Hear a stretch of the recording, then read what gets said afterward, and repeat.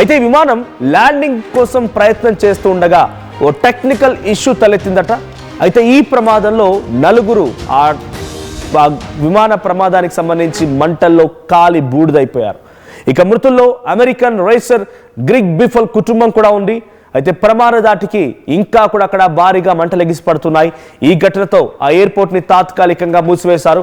ఒక famous racer కూడా తన కుటుంబంతో సహా ఈ విమానంలో వెళ్తున్న సమయంలో ఈ ఘటన చోటు చేసుకోవడంతో అంతా కూడా ఒకసారిగా షాక్ గురయ్యారు. సో 7 పీపుల్ అంటే యాజ్ ఆఫ్ నౌ ఇంకా మృతుల సంఖ్య పెరుగుతోంది కాబట్టి నాకు లేటెస్ట్ ఇన్ఫర్మేషన్ ప్రకారంగా 7 ఈ సంఘటనలో మరణించారట. ఒకే కుటుంబానికి సంబంధించి 4 మరణించడంతో పాటుగా ఇతరత్ర వారంతా కూడా ఈ సంఘటనలో మరణించారు. సో స్టేట్స్ వెళ్ళి నార్త్ కొరోలినా స్టేట్ హైవే పాట్రోల్ అధికారులు చెప్తున్న ప్రకారంగా అది ఒక ప్రైవేట్ జెట్, ఒక చిన్న ప్రైవేట్ జెట్ అది.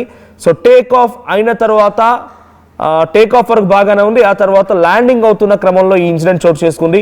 సో దాంట్లో గ్రెగ్ బిఫల్